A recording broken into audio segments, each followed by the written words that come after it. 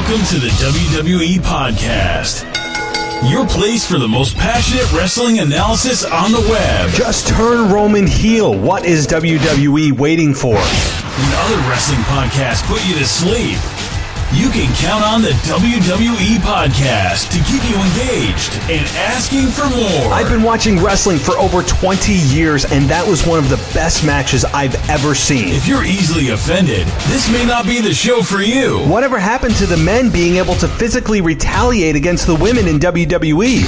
This is a fantasy environment. This is unlike any other wrestling analysis. So without any further delay, let's get the show started right now. Hey guys, thank you for joining me. Welcome to the show. We're going to get to the Elimination Chamber review in just a moment with special guest Chip Collins. But thank you for joining me. I do appreciate you giving me a listen, and those of you who are long-time listeners, y'all are the best. I mean, really. You guys are awesome. Thank you for giving me a try and for listening to me if you're a long-time listener. And so we're going to get to the review and not make you wait. No plugs, no nonsense. This is Chip Collins and I talking about the Elimination Chamber pay-per-view. And, oh yeah, by the way, if you want this ad-free, go to patreon.com/WWE Podcast. It's the only plug. Okay, just one plug. All right. Guys, take a listen, and I will be back later this week. And by the way, I have a new segment that I'm starting. It's a WWE nostalgia segment where we look back at the past eras of WWE, whether it's the Attitude Era and the current era, or maybe even the reality era, or beyond that. So just have a keen eye out for that. I'm going to be starting that this week as well, and I think you'll enjoy that. It's going to be a blast because I love looking back. I know I have my What If segment. That'll continue, but I have my new segment that I'm going to be calling the WWE Nostalgia segment. So anyway, no further delay. Let's get to the WWE Elimination Chamber pay-per-view review with Chip Collins. Okay, everybody, welcome back. Thank you for joining me once again, and I have a guest right now, and we're going to cover the Elimination Chamber and how he became a wrestling fan, some of his favorite memories, and he is Chip Collins. He's from Columbia, South Carolina, and we connected here, and a 35-year fan. So I just mentioned off the air that this is, he's been a fan longer than I've been alive. So Chip, welcome to the show. Thanks, I appreciate it. Thanks for having me. It's great to have you here. So but we're going to get to the Elimination Chamber, and there are some really, really good things that we can talk about, and we're going to get to that in a moment. But before we do, introduce yourself to the listeners. How did you get started as a fan? What keeps you being a fan after all these years?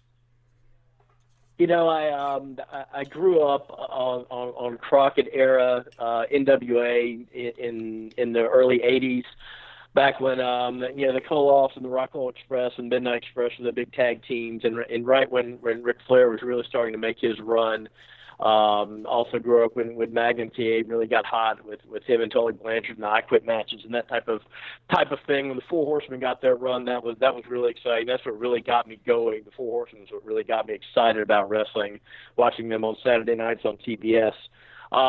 And then just stuck with that. Kind of fell off as the NWA that type of the NWA kind of faded. I kind of fell off of the mat for a while, kind of in the late 80s and early 90s. Picked back up in the mid 90s, back when the Monday Night Wars really got running, and have just really stuck with it ever since. That area really got me going again. Really excited, and then just really stuck with it then. And now I think we're in just a great new age of professional wrestling. We have. I got to agree. I mean, I did not watch all of those promotions live, obviously. They're available on the network, and once I have time, I will be able to go back and do that. But, what keeps you? I mean, you said that now we're in a really cool age of wrestling, and we are. We are in an age where women are now the focus of the wrestling industry, and I don't take that and say that lightly.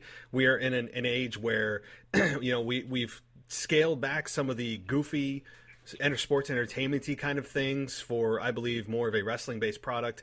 I mean, that's not to say WWE is without sin. I mean, they clearly have their moments of eye-rolling comedy at times. But, as you just said, this is an awesome time to be a wrestling fan. and just because there is so much talent, and the fact that NXT is really the breeding ground for the main roster. And I think that this is a time where you can look back and go, wow, I remember when I watched him in NXT and he's main eventing WrestleMania. And you can, watch these individuals progress, obviously with, other promotions being derived, such as AEW, which is really making a buzz around the wrestling industry. It's just a cool time to be a fan, and it's not such a, I guess, shameful thing at times when people look at you, oh, you're a wrestling fan, and it's like, well, first of all, when people tell me that, I say, hey, what show are you a fan of? What movie are you a fan of? Everything that you watch is essentially scripted and produced. So, this is a form of entertainment that you love and that I love. And so before we get to the Elimination Chamber, what are just a few of your favorite memories, whether it's when you were younger or even up to today? What are some of the moments in wrestling that you watch and just they just sucked you in and they really made you believe? I'll tell you, one of the earliest things that I remember was Magnum TA and Nikita Koloff had a best of 7 series for the United States title, which was really enthralling. Magnum was really just starting to make a name for himself, and Nikita was just the ultimate Russian. We were still back when the Soviet Union was really still flourishing, and so that was a great memory. And then obviously Magnum and Tully in the I Quit match was those were some of my earliest memories. You get to the Attitude Era, and just everything about Steve Austin and D-Generation X were it was just so groundbreaking at the time and cutting edge, and it was really the type of TV where you had to watch every week or you were going to miss something. Even back then when, like you said, professional wrestling fans we were still kind of an underground group. Those that you spoke with, you knew you had to watch or you were going to be left in the cold. You were going to be behind and not know what had happened. And so as the Attitude Era started bringing things mainstream, you certainly remember the Rock and Mick Foley and I guess Mankind and their I Quit match where the Rock just leveled him with so many chair shots. That one really sticks out in my mind. And now it's just like you said, especially with NXT, the matches that they put on at their takeovers. Every time they have a takeover, it's you can't miss TV. And now with Becky Lynch doing what she's doing, that's really been exciting. And I've even been able to get my daughter. My 8-year-old daughter really excited about Becky Lynch and all that she's doing. That she wants to come in and whenever I'm watching, is Becky Lynch on? Is Becky Lynch on? And so to the extent that they're actually bringing a house show to Columbia this weekend, and we've gotten our matching The Man T-shirts, and we're heading down to watch them this weekend. That is awesome. That there's not too many transcendent stars that you can bring new fans in with. Like you just said, if you're a wrestling fan, you understand the characters, you see what's going on, but there's very few that come along that can bring in the new fans and go, wow, who's that? Who is that? Who is he? Who's she? And right now we have that person. I don't think, and I mentioned this a few weeks ago, that right now I don't think we can fully grasp how special Becky Lynch is and how special of a time this is of what's happening. We can't sometimes see the forest through the trees. And with Becky Lynch right now, this is something that, just think about a few years ago, it would be laughable.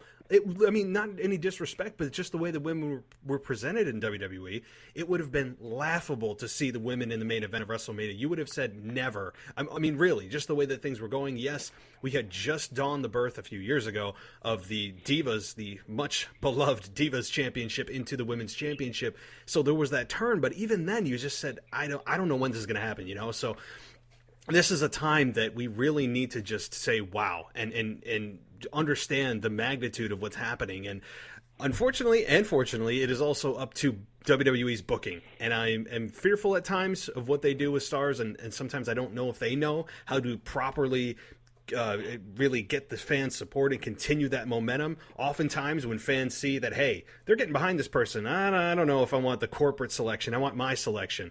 So then it's a very fine line they need to toe. But so that's kind of a nice transition into Elimination Chamber. And so let's talk about the very first thing here.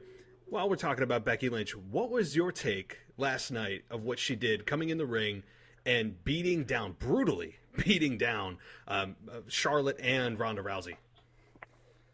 Yeah, you obviously knew that something was going to happen when they posted the footage from the house show of her re-injuring her knee.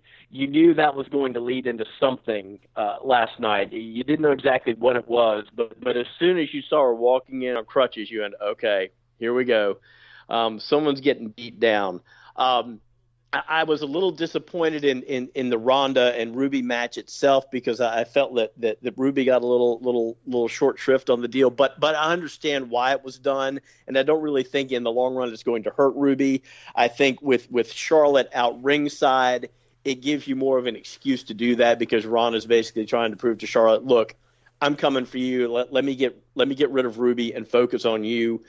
And so then when Becky comes in, I thought the idea of her there, going to attack Charlotte and then seemingly getting Ronda to join in and then turning on her as well was so well done. You could argue that, all right, she's supposed to be suspended. How did they let her get to the ring? But in the long run, I think that's a minor point that people are going to kind of look past.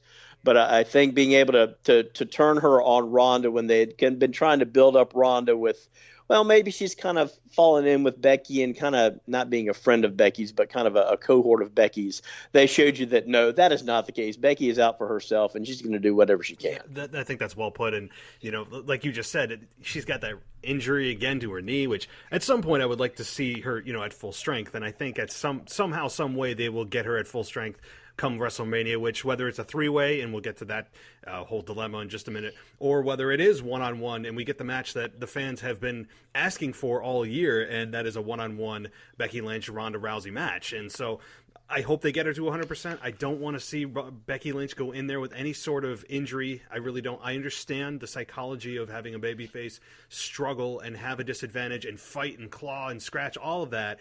I get it, but I still want 100% Becky Lynch versus 100% Ronda Rousey, or if we have to go to the dreaded three-way, we do. And so I just hope that happens. And last night when she came in and beat them down, that was one of those beatings that you look at some of the shots that she gave Charlotte and Ronda, and you could almost feel them sitting on your couch. I mean, it looked awful. And I mean that in a compliment. And yeah, no, it was very uncomfortable to watch, just because she was just swinging that thing wildly, and all props to Ron and Charlotte for being willing to take those beatings, because it was, you're trying to make it look real, and it certainly was real, and obviously the cut that Ronda took on her head showed that. No, once I saw that, I said, yeah, I mean, that was not a planned at all color. I mean, that happened the hard way, and you could see, if you look back at the video, you can see the moment when it happened. I mean, Ronda put her head down when she shouldn't have, and Becky was wailing, and she took the shot. Yep. And, some of this is just, I loved it. I loved it, and it always makes me wonder, like, Ronda Rousey's a trained fighter, and it always makes me wonder, is Ronda just going to snap? I mean, there are times where I'm sure she has to fight her own instincts and just take a beating and remind herself that this is entertainment. I mean, she's been trained since a young age to just be a fighter and learn how to defend herself, and she's in there getting beat down by Becky Lynch. And there are times when I'm just like, those shots have to be really making Ronda test her self-control. I mean, there are times when I think that, and last night was one of those.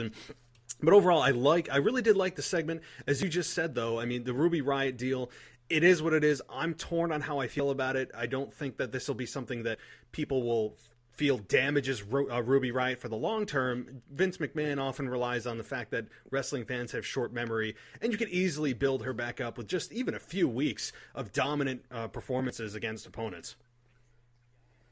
Yeah, I agree. I think this was a situation where you had to have an opponent for Ronda for this pay-per-view in order to further the storyline with Becky and Charlotte. And really, at this point, Ruby is the most, besides those two, the most credible contender to do that. And unfortunately, it did have to be a short match to further the other storyline. But I don't think this will hurt Ruby. I think in the next year, you're going to see her really develop and become a main player. Absolutely. I mean, I'm with you. But I do understand the argument of fans who are really in support of Ruby Riott and do love her work. And I did too. And when she was in NXT, I loved all of that. And I get it. But right now, Ronda Rousey needs to be a freight train. Becky Lynch needs to be a freight train. And they need to be on the collision course to WrestleMania. And that's just the way it has to be. Ruby Riott was the sacrificial lamb last night. There's no other way that could have gone. And so I understand the frustration, but people need to look at the big picture here and realize that this could be rectified in a few weeks. So Sure. what are your thoughts? Do you have a preference on one-on-one? Because we all know Becky Lynch is getting in this situation somehow. Or do you prefer the triple threat, and why? I would certainly prefer the one-on-one. I think that's what we're building to, but I do think it's going to be a 3-woman event. Now, what I would like to see in that is as we show that Vince and the Authority continue to pile up obstacles to Becky, I would like to see it be a 3-way elimination match. I think that would serve both purposes. I think you get Charlotte in the main event, and as much as she's done for the women's division, it's hard to argue that for the first main event at WrestleMania she shouldn't be there. But at the same time, this has been a Becky and Ronda driven story. I think if you make it an elimination match, you can put Charlotte in there, have Becky eliminate Charlotte, then have Becky eliminate Ronda, and you have your big WrestleMania moment, and you accomplish everything you wanted to do with that. I heard that suggestion too. I believe it was from Bubba Ray Dudley on Busted Open Radio, and I like it. I like it. You know what? I would take that over just a traditional triple threat where first pinfall or submission ends up winning the match. So that I would definitely take over the traditional triple threat. But, furthermore, I would still like one-on-one, Becky versus Ronda. If I had a preference in order, it'd be one-on-one, elimination triple threat, and then triple threat. And then in fourth place would be Ronda versus Charlotte. I mean, we've seen it. I don't think people are doing a disservice by telling Charlotte that, listen, we have seen Charlotte and Ronda. You guys put on an awesome match at Survivor Series. There's unfinished business there. There's no question about that. That's not the issue. The issue is that this is Becky's year. This is the hottest thing in wrestling right now. This is something that does not come along very often, especially in the women's division. And one-on-one at WrestleMania is, to me, the only way to do this the right way. However, your suggestion I would not hate. The only thing with that would be we would know that Charlotte would be probably the first one eliminated, and you'd have an awesome stare down between Ronda in one corner, Becky in the other. The fans would go nuts. The only criticism I can have on that is that you may have, what damage was done to both opponents during that, while Charlotte was there? So is it truly one-on-one? Who's the best woman? I mean, if you want to nitpick, you could, but I don't hate it. And it's a way to get Charlotte in there. I think they'd put on an awesome match. Still, I would prefer one-on-one. To me, WrestleMania main events should always be one-on-one. I agree with you. I totally agree with you. I think we're looking at the inevitable, and that's, if you're going to do with 3 people, that I certainly think that's the way to do it. I mean, I think you go back and you look at what Charlotte has done in the past year since WrestleMania. She has actually only won one match on pay-per-view, and that was at SummerSlam when she was basically added to that match with Becky and Carmella, and which is where Becky made her big turn, to become the man. That other than that, Charlotte has not won a pay-per-view match since she beat Asuka at WrestleMania last year. And I think if you're Becky Lynch, that's your argument. That look, why are you putting Charlotte in this match? She's not a big match player. I beat her at the Royal Rumble. She had her chance against Ronda, and she choked and went crazy and beat the crap out of Ronda with a kendo stick, and so she lost that match. I beat her in the last woman standing match at Evolution. Before that, I beat her at Hell in a Cell. You keep going back and saying she's lost. Why is she in this match? Yeah, I mean, she was the runner-up at the Royal Rumble. I guess the whole storyline is that, the McMahons are behind her. So they're trying to almost put the Roman Reigns character storyline, but bring it out in front of the camera and apply that same logic to Charlotte. And I think that's what they're doing, that, oh, she's the corporate selection, but we're letting you know she's the corporate selection, which will piss you off even more. But the thing is, and the danger with this whole storyline is that the heat, while Charlotte's getting booed, and I love Charlotte as a heel, I think she's 20 times more confident as a heel than she is as a babyface. Charlotte heel is infinitely better than Charlotte babyface. She is born to be a heel, and I believe that. I love her as a heel.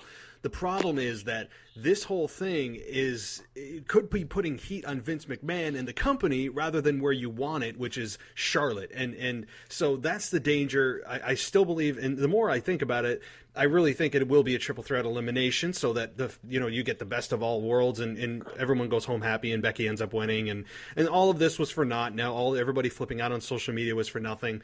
But again, why even take this road if it is ultimately going to be one-on-one Becky and Ronda? If it is, why take this road? Just, you have everything sitting in front of you. This whole thing fell in WWE's lap. Why does WWE need to make this more complicated than it needs to be? It's almost as if they're trying to outsmart themselves. So if it is one-on-one, that doesn't make a whole lot of sense to me. So moving on, though, I do want to talk about something else that is much more unexpected at the Elimination Chamber that I did not think I'd be talking about, nor did anybody, and that is Kofi Kingston. Before I go any further, what are your thoughts on the men's Elimination Chamber match, and specifically Kofi Kingston? I thought it was great. I think it's the best men's Elimination Chamber match they've ever had. I think you had 6 guys in that match that maybe not Jeff Hardy, but you had 5 other guys that you really could have seen any of them winning that match and not been upset about it and not saying, oh, that's just a freak outcome. I think that they all worked together so well, and I think the build for this has been very well done. We talk about the booking sometimes. I think the build for this has been very well done.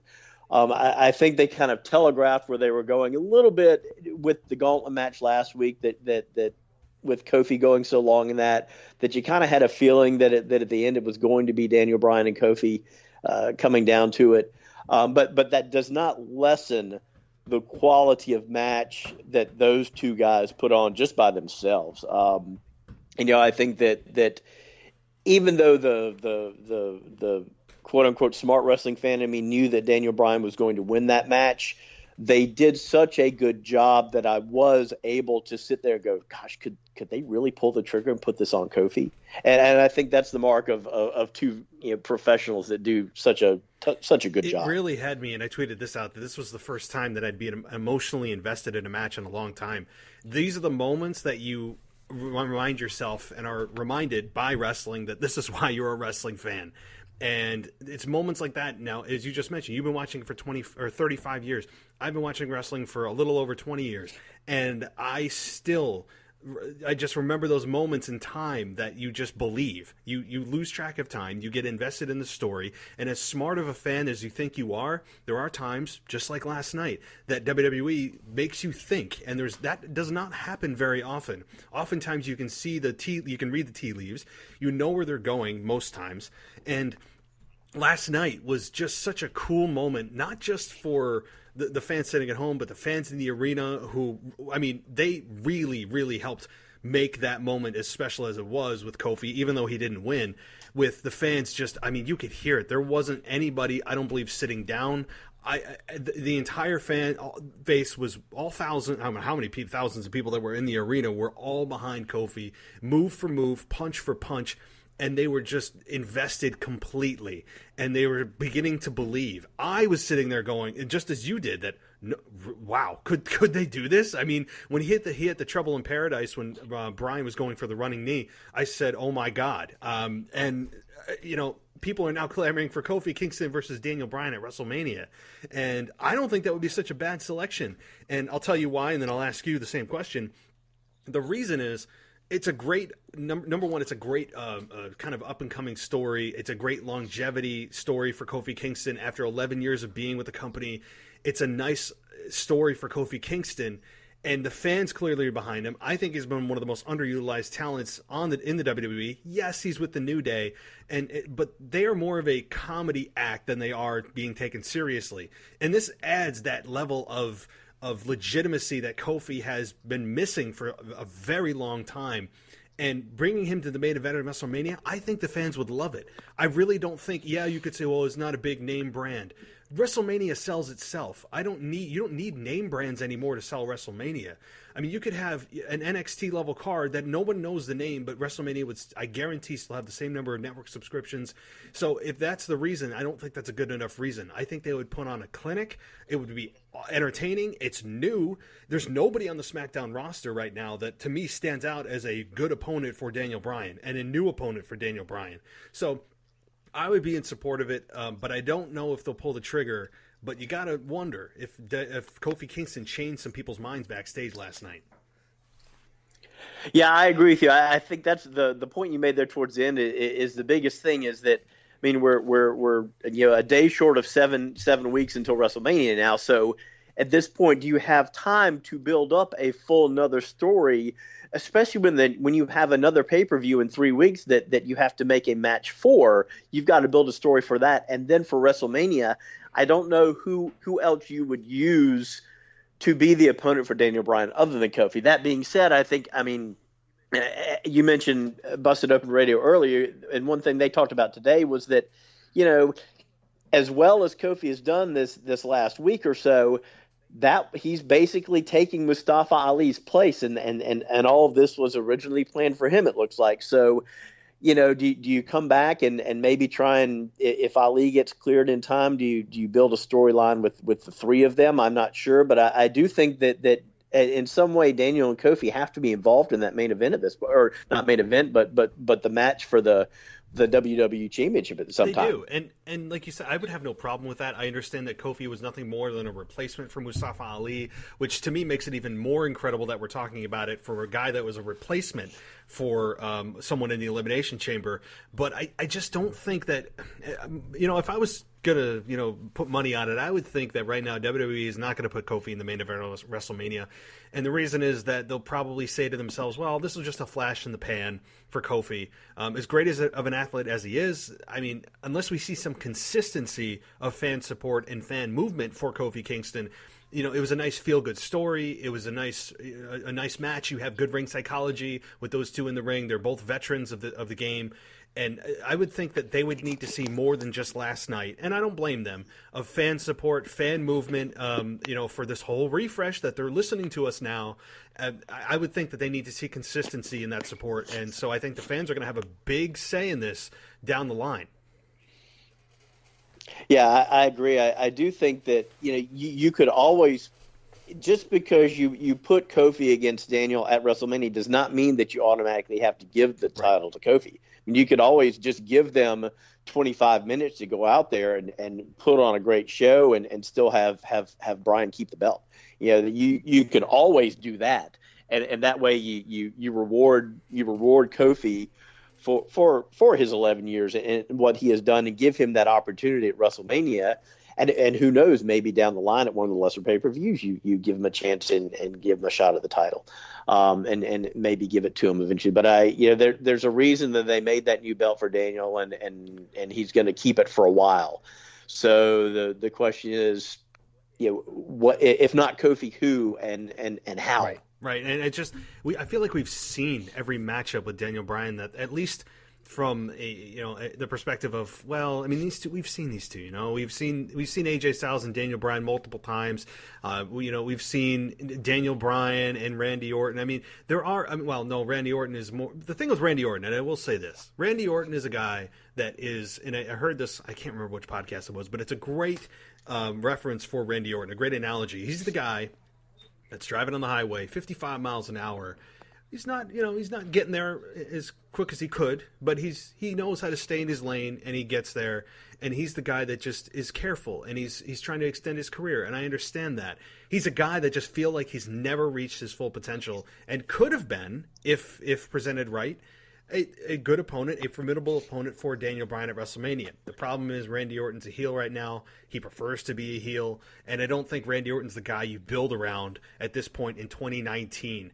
And so, again, but back to full circle, I think you could do a Kofi, Mustafa, and Daniel Bryan triple threat for the WWE Championship at WrestleMania and have Daniel Bryan walk away. I have no problem with that. I don't always believe that you have to have the champion pass the torch at WrestleMania. I think that having Daniel Bryan retain would be a better decision. I don't think that putting the belt on Kofi is necessarily a good decision, because where do you go from there? I mean, he's still at the New Day. To me, Daniel Bryan should be a long-term champion. I love the belt. If WWE ever sells it, I'm going to be the first one on WWEshop.com. I mean, they have right now, Daniel Bryan is doing very well as a heel, and I'd like to see it continue. So moving on, just a couple more items from last night. The women's tag team champions, the inaugural tag team champions, Sasha and Bayley. Now, what did you think? I can't remember your picks. You sent me your picks. I believe you did select them, didn't you? No, I actually picked the Iconics, but Sasha and Bayley were going to be my second choice, and if I had thought more about it, they really do make the most sense. I do think the Iconics are eventually going to get those titles. I think that they are too entertaining to not have them and be able to do stuff with them. But really, when you think about the inaugural titles, it almost had to be Sasha and Bayley, if not Nia and Tamina. And I just don't think Tamina's ready for that spotlight. I think the way that Sasha and Bayley have really – we talk about what a match that Sasha had with Ronda. But, if you watch Bayley the last couple of months, she has really upped her game again. She got lost there for a long time, and I really feel like the last couple of months Bayley has refound her game as well. And so I think it really does make sense to have them be the ones to win the titles and to cross over to both Raw and SmackDown and defend them against anyone and everyone. I mean, I think that, I think that it was a really, really good match. It was better than I expected, and I think everyone came out of that match looking better than they did going in. I second that. My pick was Bayley and Sasha, and I wasn't very confident in that. As I continue to get closer to the pay-per-view, I was thinking, well, Nia is such a good heel, and I legitimately do not like her character on TV, which tells me she's doing what she is supposed to be doing. It'd be nice if Tamina could say something, in a promo, if she knows how to cut one. I don't know. I mean, she is just the kind of the Nia Jax light that is kind of behind the shadow of Nia Jax and doesn't say much, but is I guess the equivalent of Nia Jax that they're trying to make her be. I don't know. But Tamina, as you just said, is really Tamina needs Nia. Nia doesn't need Tamina. And the bump that Nia took through that plate glass was I mean, my God. I sat there. You could hear it. It looked like a car crash. Oh, yeah. And yeah. I love, by the way, I love every single Elimination Chamber. Somebody has to point out that it's bulletproof glass. Right. Ever since Eric Bischoff brought this to light, and he said that's bulletproof glass, and he did a great job selling the first time that we saw the chamber.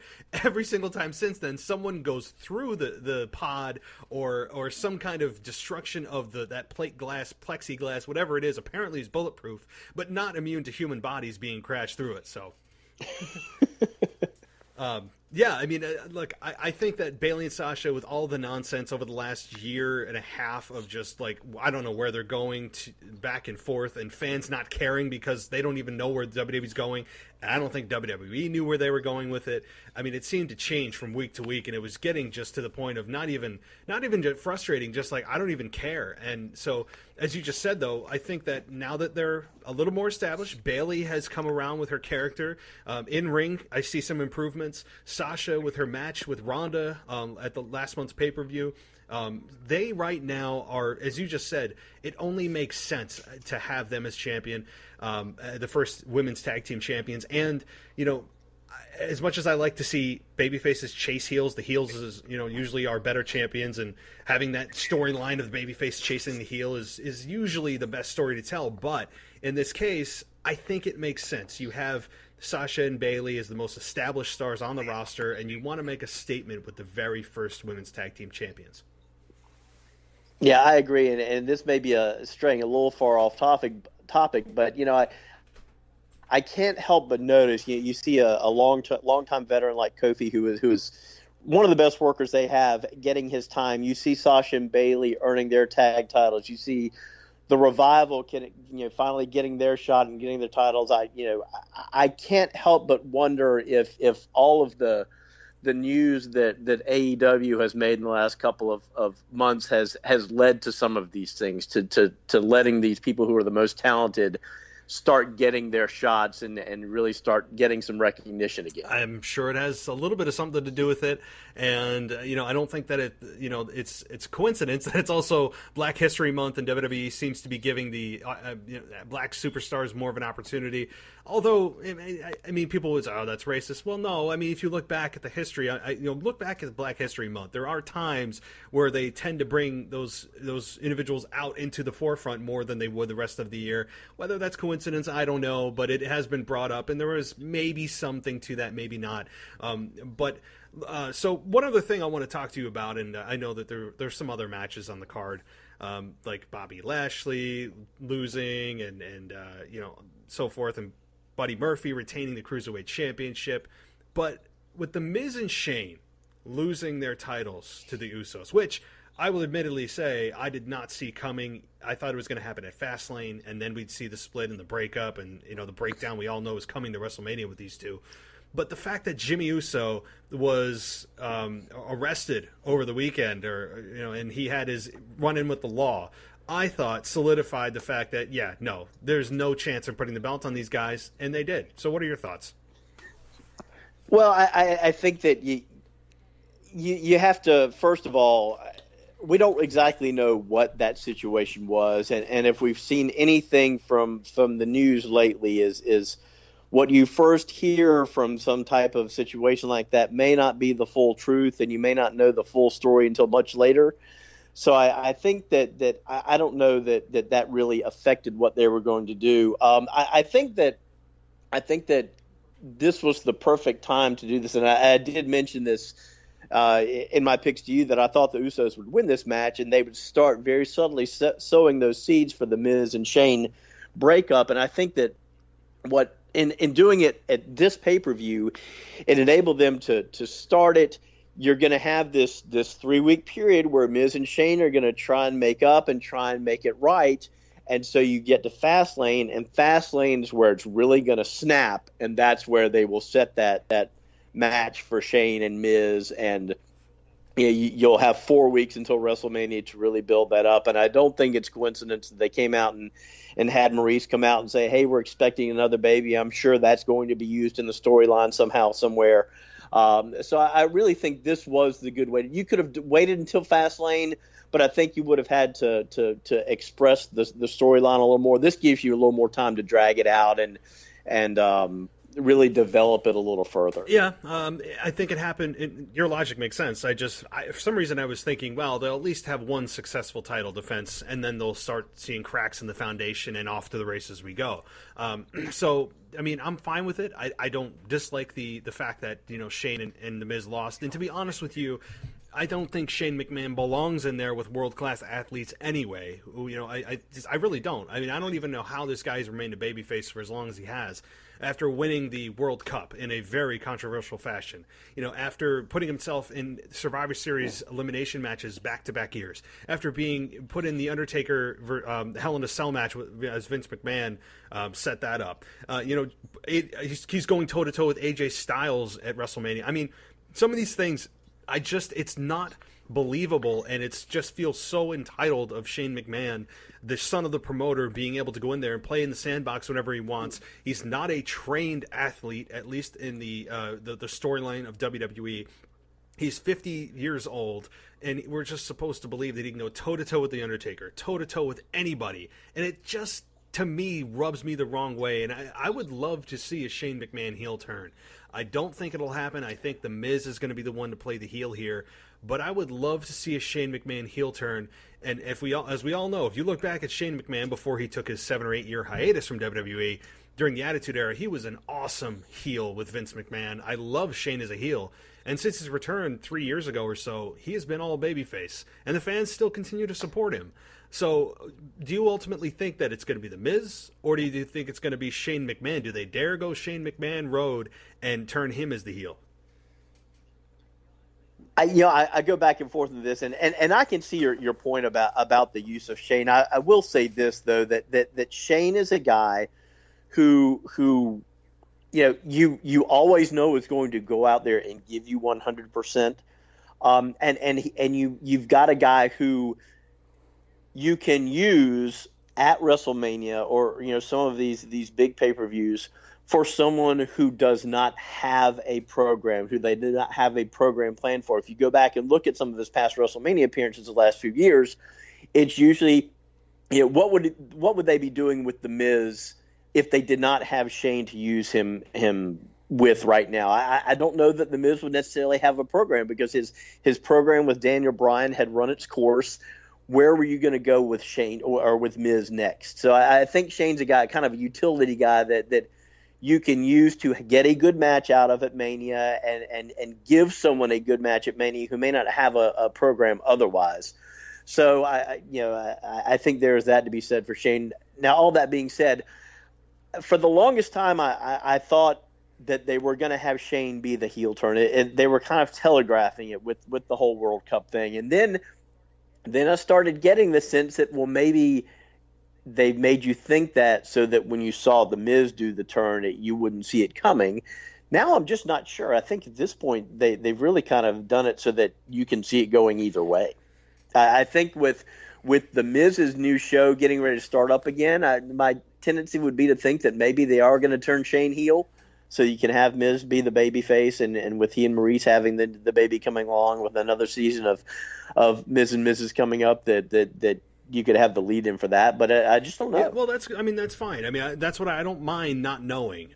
Sometimes unpredictability for a good reason is a good thing. I mean, wrestling fans complain all the time, oh, that's predictable. Well, if it's the right thing to do, I don't care if it's predictable.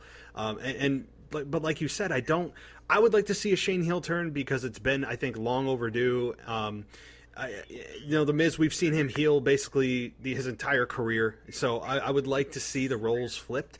I don't know if WWE will go that route. I don't think they will. I think that people are organically, for whatever reasons, like Shane McMahon, and to some degree I do as well. I don't dislike Shane McMahon. I'm just at times it's not believable that he's able to go toe to toe with athletes. I know that he gives it 100%. But the problem is, when you look at the credentials, it just doesn't make sense. I mean, he's not on the road full time. He's a guy that you can plug and play with, but he just, at times it feels a little bit unrealistic. I know he has name value, and everybody knows who Shane McMahon is, and I get all that. But ultimately, I would like to see Shane turn. I don't think that'll happen. I think it'll be The Miz, and I'm fine with Shane versus The Miz at WrestleMania. I have no problem with it. I think the storyline is going to be very personal, so I'm looking forward to that. I think there's going to be a lot of nasty things that Shane McMahon or The Miz does and says to each other. It's going to be brutal. I think that, and I'm looking forward to that because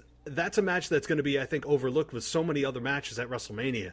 I mean, you're going to have Becky and Ronda and Charlotte in some capacity, Daniel Bryan in hopefully a three-way with Mustafa and Kofi as we're fantasy booking here. I mean, there's going to be some things that are going to overshadow that match, but I wouldn't sleep on it. I think that could be a very well-done match if the storyline's done right. I know we didn't touch on a few matches on the pay-per-view, but is there any other comments or opinions you have on the show?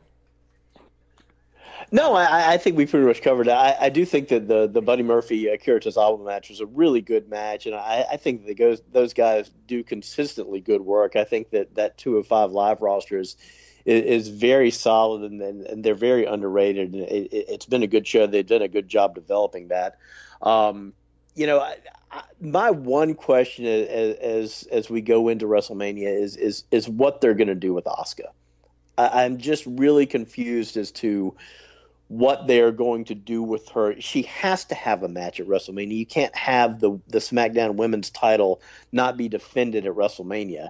I just don't know what they're going to do with her at this point, because not only has she been missing, they haven't even paid attention to the title on SmackDown. It's all been about Charlotte and Becky and Ronda. Yeah, it's amazing. She just fell off of our TV screen, and she's been an absentee champ. She's taken, I don't know, maybe she's hanging out with Brock Lesnar. I mean, I don't know. She's taking tips from him as far as when you should and shouldn't show up. I don't know. I mean, it's obvious that right now they didn't have anything for Asuka, and they just said, let's just take her off TV. You know, when she's ready to be reinserted, we have something for her, and we know what we're doing at WrestleMania. We'll put her back on, which I would hope is this week. I mean, now we're heading into Fastlane. And like you said, there's no explanation. I mean, there's just nothing. There's no, well, she's just taking a vacation. I don't even care if they tell me that. I mean, really, I mean, just give me something that's just the fact that she's not there at all. I mean, she's the SmackDown Women's Champion, just nothing. Just like she never existed. And moreover, I think it's not good for the SmackDown Women's Championship. But as far as a match of who she's going to face, I mean, ultimately, I think it should be Charlotte versus Asuka, and you have the rematch, but I don't think that'll happen. I think it'll actually be some kind of multi-women fatal four-way or triple threat again. I mean, they can't do triple threats on both of the women's rosters, but if they were going to do one, to me, this one would make the most sense. And maybe it's Asuka and Carmella, and maybe another caller from NXT. I mean, I don't know. I mean, right now it's really a lost storyline. I don't know where they're going with this, but I think we'll get some clues in just a couple days on SmackDown Live. Let me ask you this. My feed went in and out a little bit towards the end of the pay-per-view last night. I saw Lacey Evans come out. Did they do anything else with her? Or did she just come out? I think she just came out. I did not see anything beyond that. So I think she just came out. She didn't attack anybody. So... look, could they do with something with Lacey? Maybe. I mean, but right now, you're right. I mean, I didn't see anything beyond that. So, yeah. Yep. Yeah. So, I mean, the only other thing I could see possibly would be as a way to get Becky back into the match, saying, "Look, Becky, you're kind of, jumping ahead of things here. Look, you lost to Asuka at the Royal Rumble. Why should you be in this match? You lost to Asuka. I'll tell you what, you beat Asuka at making a non-title match. You beat Asuka, then you can go to WrestleMania. Maybe that's a possibility, at least for Fastlane. It's just, I'm fine with that one. The problem is right now, though, that the SmackDown Women's Championship is just all but forgotten. I know it's only been a few weeks, but right now it's all about Ronda and Becky and Charlotte. And you know what? In some respects, deservedly so. But you have another championship that has built some equity over the last couple of years, and that is the SmackDown Women's Championship. Like, do something with it. Don't just pretend it's not there with no explanation, with nothing. I mean, absolutely nothing. So, but look, I think all of this will be forgotten in just a few weeks when we see what cards that they're trying to play with Asuka, who that they feel might be a possible contender for Asuka. Maybe it ends up being a one-on-one. I don't know, but right now it's just kind of like, well, I don't know. Oh yeah, they have a SmackDown Women's Champion. I forgot about that. Like, I mean, that's what it feels like. It's just like, oh yeah, where the hell's Asuka been? And it's just it's crazy that they just made her disappear over the last couple weeks. So Chip, let everyone know before we head out here, what's your social media? Anything else that you want to plug? I'm on Twitter at CCall3. That's CCOLL3. I don't have a big social media presence. When you're married with 4 kids and a full paying job, that's kind of what you do at this point in time. But I'm always up for a good chat. Always up to talk about professional wrestling or anything else that's on your mind. And so that's really what you got. Hey, for me. No, listen, we were just also discussing off the air. Like, I have an 8-month-old, so and I have a full-time job too. So those things are very consuming in your life. When you have time to do this, it's always a blast. Like right now, I had to like literally minute for minute figure out when I could be able to talk to somebody and bring them on the show because of just family life. And it's all wonderful. I'm not complaining, but it's just amazing how quickly your life changes with kids. Chip, I want to thank you again. Definitely everybody go follow him on Twitter. This has been a blast, and we'll have to get you back on the show. Thanks. Appreciate it, Matt.